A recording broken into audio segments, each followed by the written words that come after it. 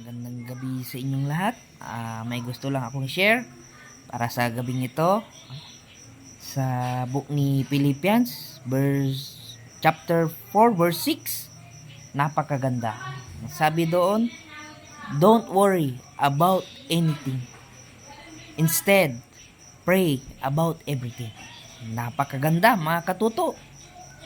Ibig sabihin doon, yung mga problema nyo, worries nyo, mga pressure, lahat ng mga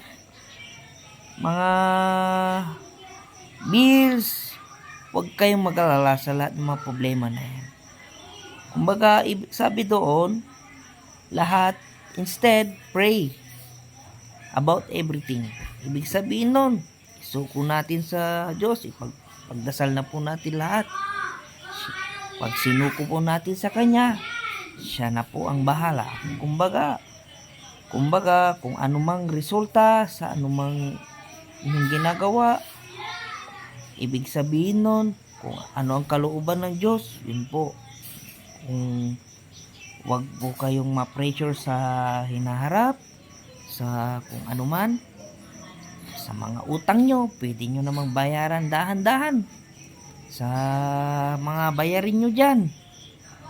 Halimbawa na lang sa kuryente, kung napakainit, baka may stroke kayo sa init. Pag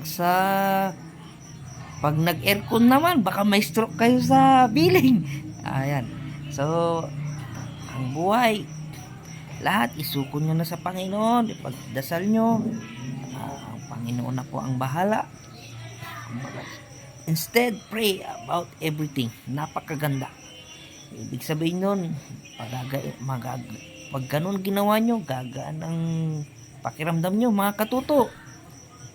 Agyula, aburiduhan no, ang tutay past, ang tutay future. Enjoy your present.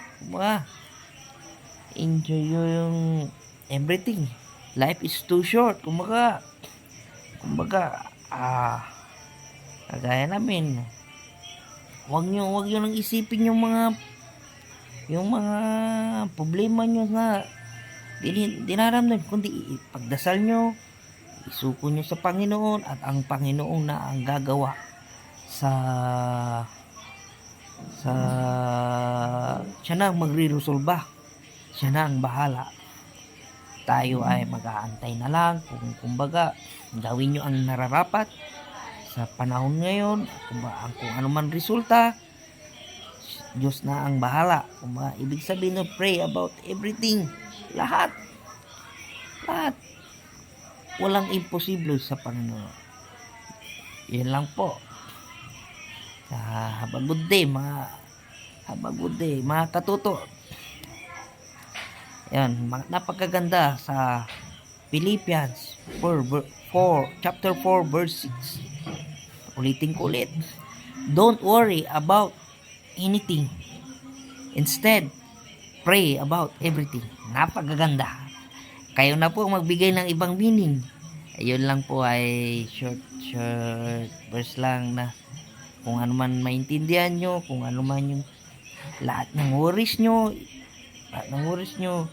huwag na kayong mag-alala. Idasal nyo, isuko nyo sa Panginoon. Siya na ang bahala. Yan lang po, mga katuto. Have a great day, mga katuto.